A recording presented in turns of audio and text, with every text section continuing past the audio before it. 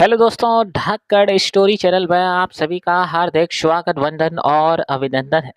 तो दोस्तों, आज की कहानी की शुरुआत करते हैं। पूर्व काल में भस्मासुर नामक एक राक्षस हुआ करता था। उसको समस्त विश्वों पर राज करना था।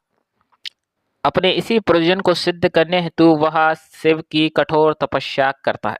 अंत में भोलेनाथ उसकी बरसों की गहन तपस्या से प्रसन्न होकर उसके सामने प्रकट हो जाते हैं। शिव उसे वरदान मांगने के लिए कहते हैं। तब भस्मासुर अमृत का वरदान मांगता है। अमर होने का वरदान सृष्टि विरुद्ध विधान होने के कारण शंकर भोलेनाथ उसकी यह मांग नकार देते हैं। तब भस्मासुर अपनी मांग बदलकर यह वरदान मांगता है कि वह जिसके भी सिर पर हाथ रखे वह भस्म हो जाए। शिवजी उसे यह वरदान दे भी देते हैं। तब भस्मासुर शिवजी को ही भस्म करने उसके पीछे दौड़ पड़ता है। जैसे तैसे अपनी जान बचाकर शंकर भगवान विष्णु की शरण में आते हैं और उन्हें पूरी बात बताते हैं। भगवान विष्णु फिर भस्मासुर का अंत करने के लिए मोहिनी रूप का धारण करते हैं। भस्मासुर जब भटक भटक कर शिवजी को भस्म करने के लिए ढूंढ रहा था, तब मोहिनी उसके समीप प्रकट हो जाती है।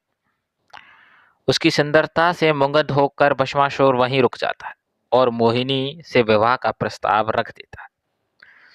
मोहिनी जवाब में कहती है कि वह सिर्फ उसी युवक से विवाह करेगी जो उसकी तरह नृत्य में प्रवीण हो, अर्थात उसकी तरह नृत्य करना जानता हो, वो उसी से मोहिनी विवाह करेगी। ऐसा उसका प्रस्ताव रखा।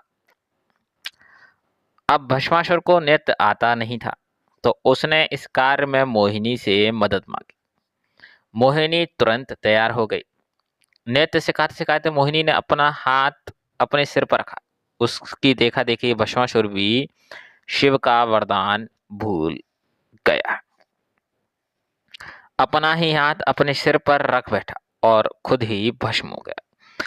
इस तरह विष्णु भगवान की सहायता से भोलेनाथ की विकट समस्या का हल हो जाता है। सार ज्ञान और दान सुपुत्र को ही देना चाहिए। दोस्तों, ज्ञान और धन उसी व्यक्ति को देना चाहिए जो ज्ञानी है। जैसे कि इस कहानी में भस्मासुर ने के साथ हुआ। भस्मासुर ने पूरी पृथ्वी पर राज करने का सोचा, लेकिन भगवान भोलेनाथ ने भोले होकर उनको वरदान इसलिए दे दिया क्योंकि उस व्यक्ति ने कठोर तपस्या की थी, चाहे वो कोई भी हो। उसके बाद क्या होता है आप देख ही सकते हो वीडियो में।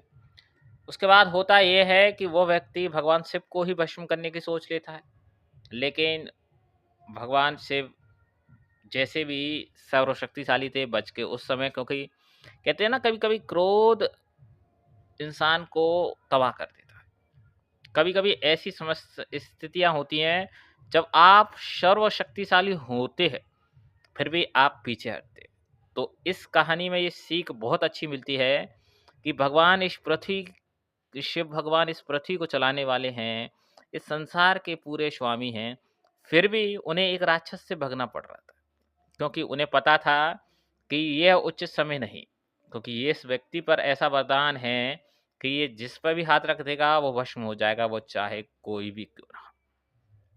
तो भगवान ने अपनी सूझबूझ दिखाई, विष्णु भगवान जी के यहाँ गए और उनसे ये पूरा वाक्य बताया। विष्णु भगवान ने एक मोहिनी रूप धारण करके सामने वाले को नृत्य में करा करा कर और उनका ही सिर उनके हाथ पर रखवा दिया और वो भस्म हो गया। तो कहते हैं ज्ञान बहुत जरूरी है। तो हमेशा इस कहानी की प्रेरणा लें कि ज्ञान और दान और धन, किसी को दान कर रहे हो तो शिक्षित व्यक्ति और समझदार व्यक्ति को करें। आज की हमारी ये कहानी अच्छी लगी हो तो प्लीज़ दोस्तों चैनल को सब्सक्राइब कीजिए, लाइक कीजिए। धन्यवाद। जय श्री राम, जय श्री राधे।